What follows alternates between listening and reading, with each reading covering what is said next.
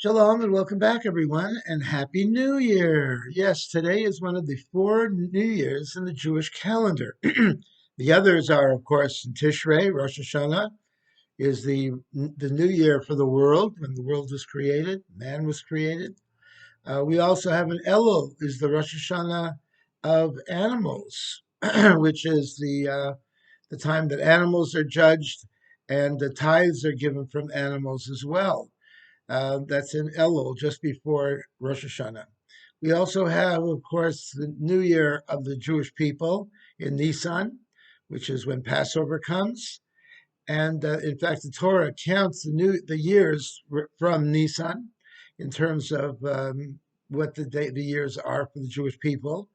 And Tu Bshvat. Today is Tu Bshvat, the 15th day of the month of Shvat, which is called Rosh Hashanah Le'ilanos, the Rosh Hashanah of trees. When in olden days trees were also tithed during this time, vegetation was tithed during this time, and it's a time that the sprouts from the earth start to come out of the earth after a cold, harsh winter. So we celebrate. How do we celebrate Tu B'Shvat? Well, it's one of my favorite holidays because we eat the five fruits of Israel: pomegranates, dates, figs, grapes, and olives.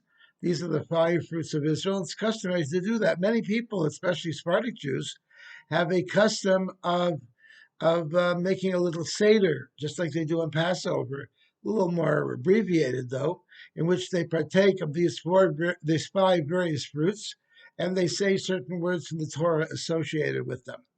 What is Tu B'Shvat really all about, though? Tu B'Shvat is about nature and having respect for nature.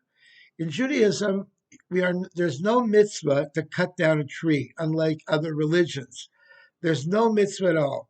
On Shavuos, we cut down branches, twigs, and we decorate the synagogue. On Sukkot, we take lulav, which is the palm branch, and we take hadassim, myrtle, aravus, willow, and the citron fruit, the esrog, and say a blessing together. But none of these things has to do with cutting down any trees. In fact, when a Jewish army comes into a community, they are told specifically not to cut down the fruit trees. The fruit trees are very important because after the war is finished, people will need something to eat. So we have a great deal of respect for trees. On Shabbos, we are not permitted to pluck any vegetation from the ground. It's, after all, it's Shabbos for them also. Even grass, you can't pluck it from the ground. So it teaches a very important lesson. We Jews were the original conservationists, where we respect nature, we hallow nature, and we take care of it. And we make sure that if we're going to have to cut down a tree, we plant a tree right after that. I remember in 1980s, early 1980s, I was in Israel during the terrible fires of the Jerusalem forest. And I'll never forget seeing the devastation that happened at that time. They don't exactly know what happened. Either it was terrorism or a natural phenomenon. But the Israelis literally mourned when they lost all these thousands and hundreds of thousands of trees. Because in Israel, they love trees.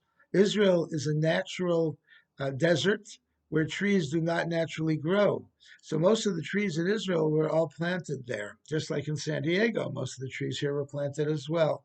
And it gives you a great respect for nature and a great respect for trees and to take care of them and to nurture them. Man is considered like a tree of the field.